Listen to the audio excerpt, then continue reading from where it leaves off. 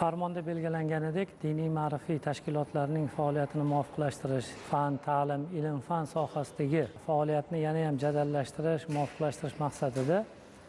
diniy ma'rifiy sohadagi tashkilotlar faoliyatini muvofiqlashtiruvchi kengash tashkil etiladi. Mazkur kengash farmonga ko'ra ta'lim va ilm-fan yo'nalishidagi barcha ishlarni muvofiqlashtiruvchi maslahatchi organ hisoblanadi va mazkur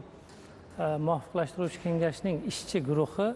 vazifasini din ishlari bo'yicha qo'mita bajarishi belgilab qo'yilgan. Aynan farmon bilan belgilab qo'yilganidek, O'zbekistondagi Islom sivilizatsiyasi markazi, Imom Moturidiy nomidagi, Imom Buxoriy nomidagi xalqaro ilmiy tadqiqot markazlari va boshqa sohadagi ilmiy tadqiqot markazlarining faoliyati, ularning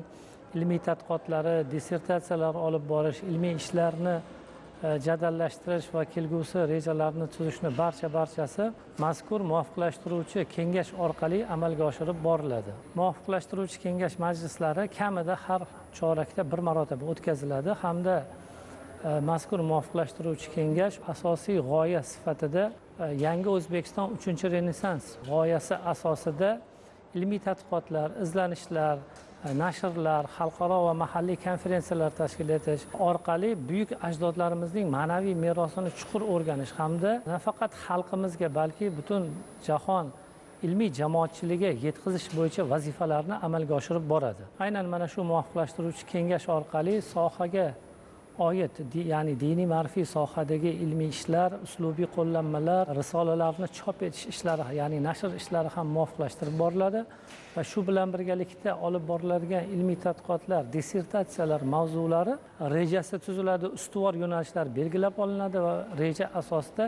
ilmiy tadqiqotlarni tizimli amalga oshirish va natijalarni amaliyotga tatbiq qilish ishlari aynan mana shu muvofiqlashtiruvchi kengash rahbarligida amalga oshirib boriladi. Darhaqiqat yurtimizda mana juda ko'plab sohalar kabi diniy ma'rifiy sohada ham juda katta islohotlar amalga oshirilyapti. Mana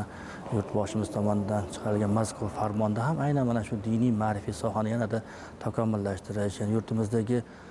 jamiyat barqarorligi, xalq farovonligi yo'lida olib borilayotgan islohotlarni bir ko'rinish sifatida yurtimizni ko'p millatli, ko'p konfessiyaligini e'tiborga olgan holda mazkur farmon albatta imzolandi. Farmonda yurtimizda mana haj, umra masalalari bo'yicha juda katta imkoniyatlar berilyapti. Umra kvotalarini bekor bo'lishligi, ya'ni yurtimizdan millionlab